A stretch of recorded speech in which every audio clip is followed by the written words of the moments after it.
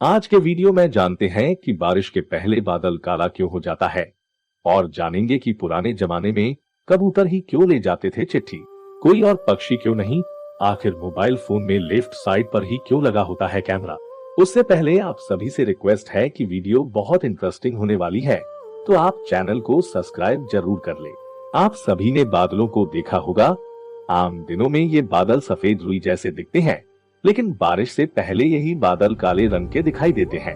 अब आप भी सोचने लगे ना कि ऐसा क्यों होता है, तो आज हम आपको इसके पीछे का विज्ञान बताते हैं।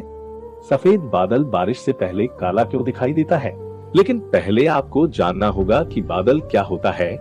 बादल पानी और बर्फ के बेहद सूक्ष्म कणों का ग्रुप होता है, जो कि गर्मी के चलते बनते हैं। जैसे पानी गर्म करने पर जो भाप उठती है, उसी तरह गर्मी होने पर समुद्र, नदी, नालों के पानी की बूंदे भाप बनकर ऊपर उठती है। ऊपर जाकर पानी की ये बूंदे ठंडी हो जाती है और बादल बन जाते हैं।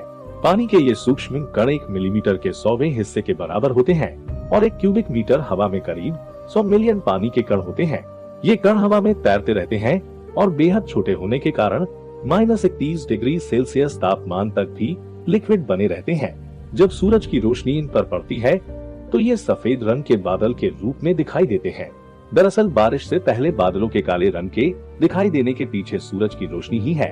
गर्मी के चलते तेजी से समुद्र, नदियों का पानी भाप बनकर तेजी से ऊपर उठता है और बादलों में पानी भर जाता है। अब चूंकि बादल में पानी की मात्रा ज्यादा हो गई है, तो बादल का घनत्व बढ़ जाता है और इसके चलते सूरज की रोशनी बादलों के आर पार नहीं जा पाती। इसके चलते ही बादल काले दिखाई देते हैं। हालांकि अगर हवाई जहाज में बैठकर जब बादलों को देखते हैं, तो आपको बादल हमेशा सफेद ही दिखाई देंगे, क्योंकि ऊपर से बादलों पर सूरज की रोशनी तो पड़ रही है, लेकिन वह पानी के चलते आर पार नहीं हो पाती और बादल नीचे से काले दिखाई देते हैं। आज के समय किसी को संदेश भेजना बेहद ही आसान है।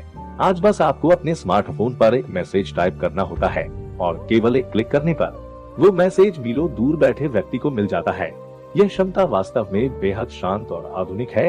हालांकि तत्कालिक संचार, वैश्विक नेटवर्क, उपग्रह और इंटरनेट के आने से हजारों वर्षों पहले तक संदेशों को एक जगह से दूसरी जगह पर भेजने में काफी समय लग जाया करता था।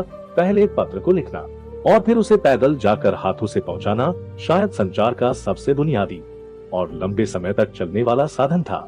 ऐसे में संदेश को एक जगह से दूसरी जगह पर पहुंचाने में काफी समय बर्बाद होता था। कई बार लोगों को महीनों बाद अपने परिजनों के संदेश मिला करते थे।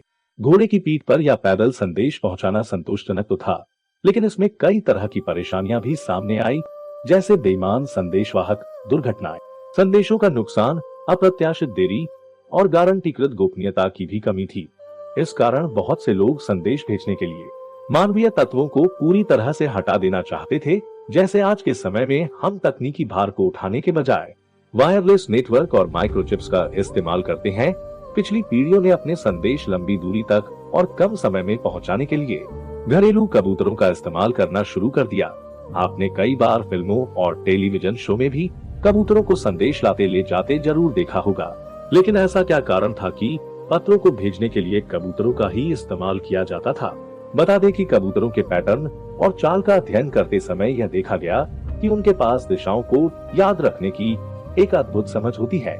मीलों तक हर दिशा में उड़ने के बाद भी वे अपने घोंसले का मार्गदर्शन करने में सक्षम होते हैं।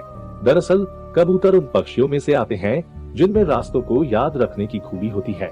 कहावत है कि कबूतरों के शरीर में एक तरह से जीपीएस सिस्टम होता है, जिस कारण वह कभी भी रास्ता नहीं भूलते हैं और अपना रास्ता खुद तलाश लेते हैं।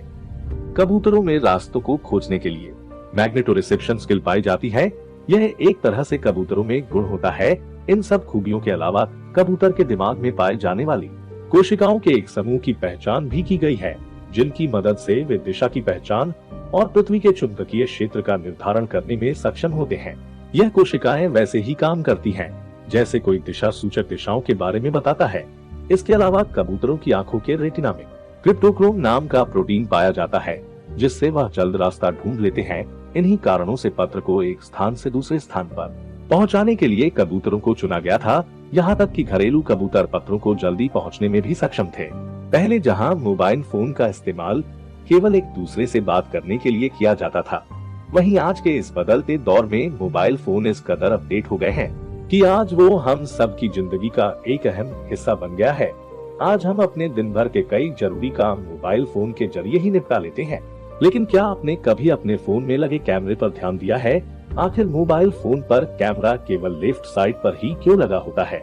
अगर आप इसका जवाब नहीं जानते तो आइए आज हम आपको इसके पीछे की खास वजह के बारे में बताते हैं। कैमरे के मोबाइल फोन के लेफ्ट साइड में लगे होने के पीछे का अहम कारण यह है कि दुनिया भर में ज्यादातर लोग लेफ्ट हैंड से मोबाइल चलाते हैं। ऐसे में लेफ्ट साइड में लगे कैमरे से फोटो या वीडियो शूट करने आसान रहता है। जब हम कैमरे को घुमाकर यानी लैंडस्केप मोड में फोटो या वीडियो शूट करते हैं तो उस समय भी हमारे मोबाइल का कैमरा लेफ्ट साइड में लगे होने के कारण ऊपर की ओर आ जाता है, जिससे कि हम आसानी से लैंडस्केप मोड में फोटोग्राफी या वीडियोग्राफी कर पाते हैं। यही कारण है कि आज सभी मोबाइल कंपनियां अपने फोन में लेफ्ट साइड में कैमरे लगाती हैं। आशा करता हूँ कि आपको वीडियो पसंद आया होगा, तो प्लीज चैनल को सब्सक्राइब जरूर कर ले और कमेंट बॉक्स में इसके बारे में लिखकर अपनी राय भी बताएं।